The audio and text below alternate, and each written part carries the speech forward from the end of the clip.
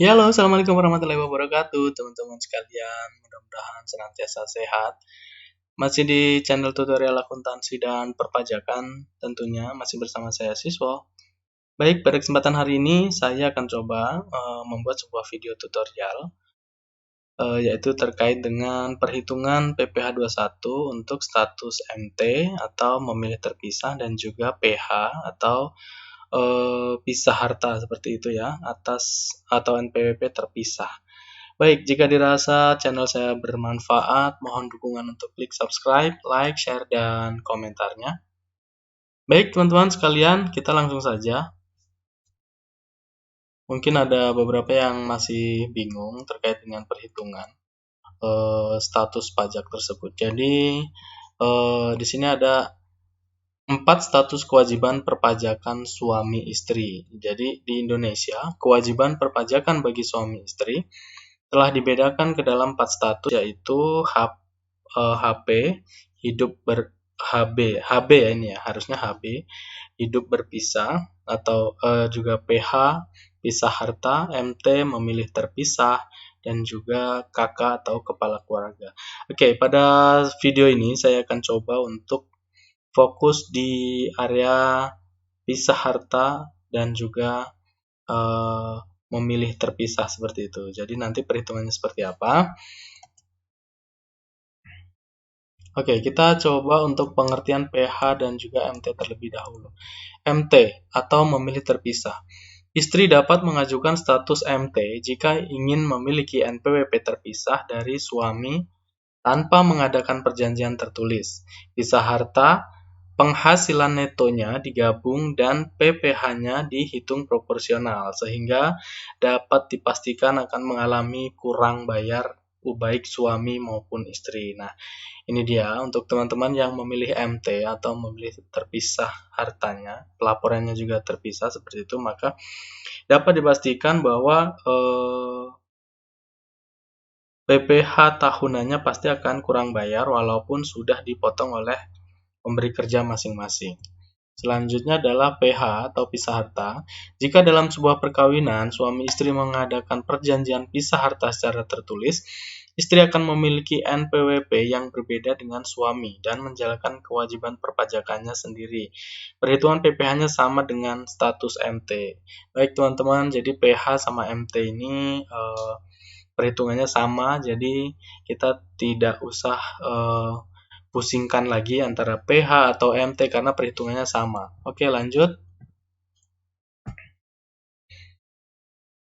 Jadi kita ingatkan untuk PTKP atau penghasilan tindak kena pajak. Di sini teman-teman bisa lihat di kolom pertama laki-laki atau perempuan lajang dengan status TK tanpa tanggungan atau tidak kawin itu dengan 0 tanggungan itu sebesar penghasilan tidak kena pajaknya 54 juta dengan 1 tanggungan 58.500 dengan 2 tanggungan 63 juta rupiah dengan 3 tanggungan 67.500. Kemudian laki-laki kawin dengan menikah tanpa anak 58.500, menikah dengan 1 anak 63 juta rupiah, menikah dengan 2 anak 67.500.000 rupiah, dengan 3 anak 72 juta rupiah. Kemudian suami dan istri yang penghasilannya digabung, yaitu untuk suami istri menikah dengan tanpa tanggungan sebesar 112.500 dengan tanggungan 1 orang atau 1 anak 117 juta, dengan 2 anak 121.500.000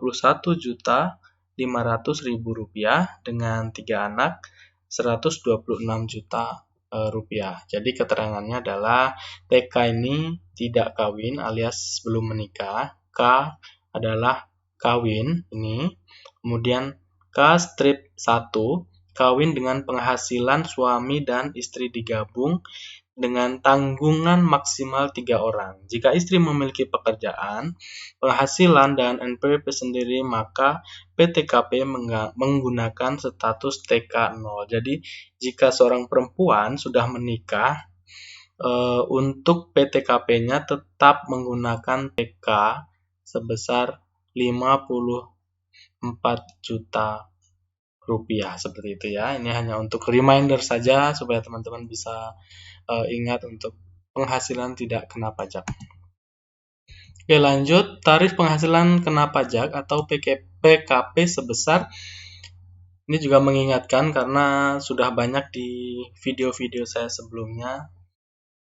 Persentase tarif pajak, di sini penghasilan kena pajak sampai dengan 50 juta rupiah, tarif pajaknya 5%. Di atas 50 juta sampai 250 juta rupiah, tarif pajaknya 15%. Di atas 250 juta sampai 500 juta rupiah, tarif pajaknya 25%. Dan di atas 500 juta, tarif pajaknya adalah 30%. Itu dia untuk tarif pajak yang dikenakan atas penghasilan, teman-teman sekalian. Oke, lanjut. Nah, ini dia contoh perhitungan PPh suami dan istri yang memiliki NPWP dan penghasilan sendiri atau status MT atau PH tadi ya, bisa harta. Untuk lebih memperjelas perbedaan dari istri bergabung dengan suami maupun terpisah, perhatikan contoh berikut ini. Jadi, studi kasusnya, suami istri yang baru menikah dan belum mendapatkan keturunan. Suami bekerja di PT ABC dengan penghasilan neto setahun 110 juta rupiah, sedangkan istri bekerja di PT XYZ dengan penghasilan neto setahun 80 juta rupiah. Jadi penghasilannya untuk suaminya 110, untuk istrinya adalah 80 juta rupiah. Oke, lanjut. Ini adalah perhitungan pajak yang sudah dipotong untuk suami. Penghasilan netonya 110, PTKP menikah dengan tanpa tanggungan 58.500.000 rupiah. Penghasilan kena pajaknya 110 dikurangi dengan 85 sebesar 51.500. Jadi PPh terhutang suami 5% dikali 50 juta rupiah. 2.500.000, kemudian tarif selanjutnya sudah masuk ke tarif yang 15% dikali dengan sisa 51.500 dikurangin dengan 50 juta sebesar 1.500.000 dikali 15% yaitu 225. Jadi 2,5 ditambah 225 sebesar 2.725.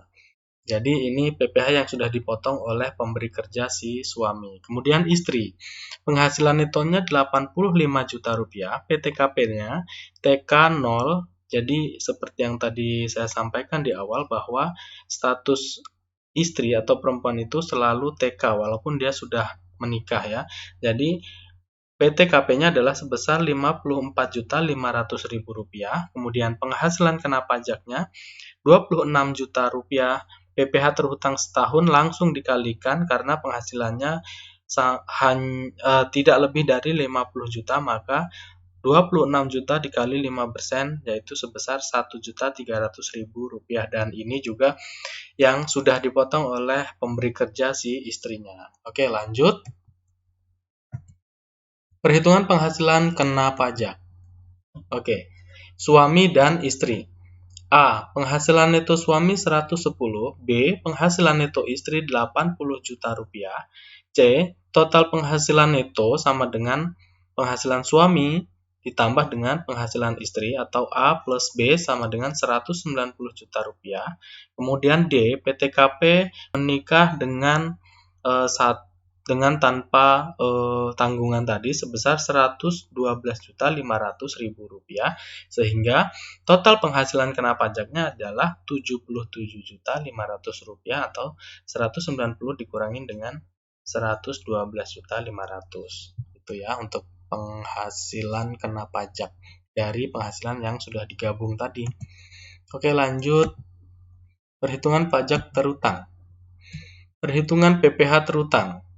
Jadi tadi PPh terutangnya adalah sebesar 77.500, maka di sini tarifnya berlaku 2, yaitu 5 dan 15%. 50 juta dikali 5% sebesar 2,5 juta. Kemudian sisa dari 77.500 tadi adalah 27.500 dikali 15% sebesar 4.125.000 rupiah. Jadi total PPh terhutang adalah 6.625.000 rupiah. Oke, di sini langsung saja ke SPT tahunan suami. Jadi untuk pajak atas status MT atau terpisah perhitungannya adalah dihitung secara proporsional ya teman-teman. Jadi di sini teman-teman bisa lihat di SPT tahunan suami PPh terhutang yaitu rumusnya 110 juta yaitu penghasilan itu setahun dibagi dengan total penghasilan 190 juta rupiah dikali dengan PPh terhutang 6.625 yaitu sebesar 3.835.526 rupiah.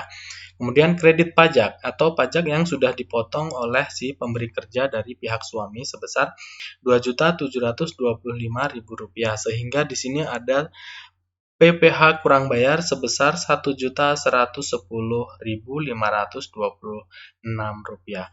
Kemudian angsuran PPh 25 pajak berikutnya adalah 1.110.526 dibagi 12 bulan sama dengan 92.544 rupiah per bulan. Jadi dapat dilihat bahwa SPT suami saat statusnya adalah MT memilih terpisah seperti itu, maka di sini ada kurang bayar sebesar 1.110.526.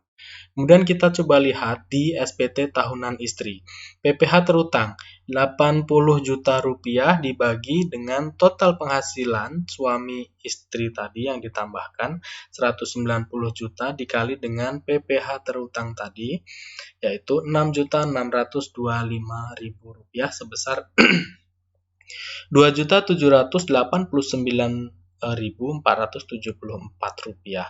Kredit pajak atau PPh yang sudah dipotong oleh kantor istri adalah sebesar 1.300.000 sehingga di sini terdapat kekurangan bayar sebesar 1.489.474 sehingga angsuran PPh 25-nya sebesar 1.489.474 dibagi 12 bulan sama dengan 124.123 rupiah per bulan. Oke, jadi teman-teman sekalian, untuk perhitungan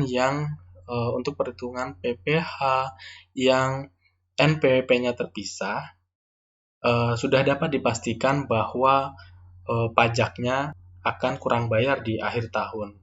Kembali lagi, ini merupakan kebutuhan masing-masing orang. Jadi untuk status perpajakannya akan dibuat seperti apa itu kembali lagi ke pribadi masing-masing. Jadi intinya adalah kita semua harus taat pajak. Baik teman-teman sekalian, saya berharap ini berguna buat kita semua dan tetap mohon dukungan untuk klik subscribe, like, share, dan komentarnya. Terima kasih. Assalamualaikum warahmatullahi wabarakatuh.